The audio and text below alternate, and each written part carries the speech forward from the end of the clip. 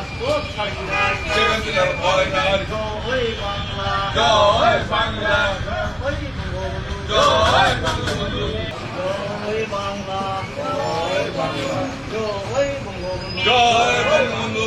রাজপথ ছাড়ি নাই, শেখ হাসিনার ভয় নাই। জয় বাংলা, জয় বাংলা, জয় বঙ্গবন্ধু, জয় বঙ্গবন্ধু।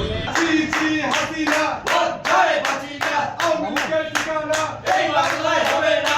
আপস না সংগ্রাম সংগ্রাম সংগ্রাম, দালালিরা রাজপথ রাজপথ রাজপথ, চালো রে চালো আগুন জ্বালো, ভেঙে দাও পুড়িয়ে দাও, যুবলীগের কালো হাত ভেঙে দাও পুড়িয়ে দাও, ছাত্রলীগের কালো হাত ভেঙে দাও পুড়িয়ে দাও।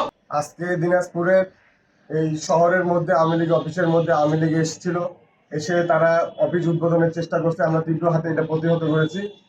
আমরা এই দিনাজপুরের মাটিতে হুঁশিয়ারি করে দিচ্ছি, কোনো আওয়ামী লীগের নেতাকর্মী কোনো অফিস, কোনো ইউনিয়নে, কোনো পৌরসভার কোনো ওয়ার্ডে কোনো আওয়ামী লীগের নেতাকর্মী অফিসের কাছে আসবেন না, কোনো অফিস উদ্বোধন করবেন না।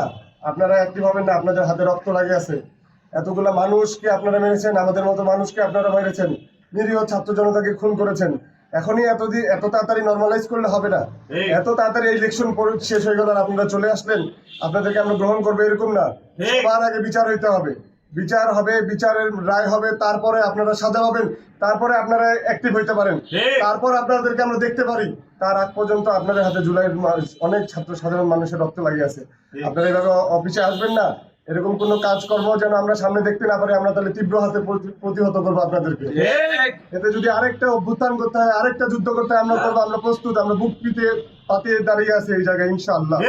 সংক্ষিপ্তভাবে হলেও তাদের অফিস উদ্বোধন করার চেষ্টা চালিয়েছিল এবং আমাদের জনগণকে আমি একটু বার্তা দিতে চাই আপনাদের মাধ্যমে যে ফ্যাসিস্ট আওয়ামী লীগ হচ্ছে একটা সন্ত্রাসী সংগঠন, তাদেরকে নিষিদ্ধ করা হয়েছে।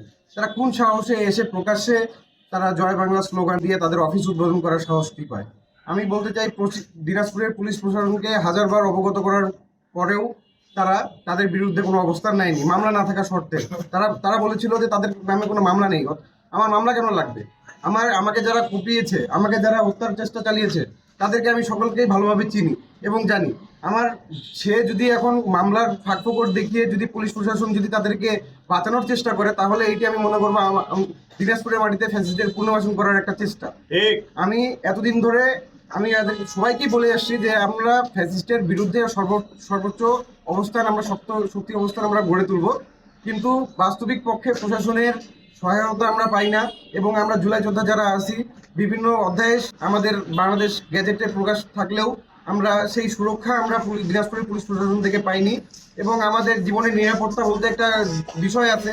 এই আপনারা দেখলেন যে এবার এত বছর পর একটা নির্বাচন হলো, নির্বাচনে বিএনপি বিপুল পরিমাণে দিনাজপুরে জয়লাভ করছে প্রায় প্রত্যেকটা আসরে। তারা আমাদের জুলাই যোদ্ধাদের জন্য দিনাজপুরে এখন পর্যন্ত কোনো পদক্ষেপ গ্রহণ করেনি।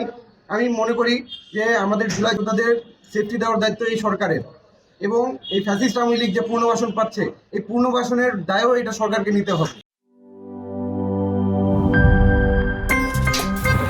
আমার একটা স্মার্ট সিদ্ধান্তে 25% গ্যাসের খরচ কমেছে। ভাবছেন কিভাবে?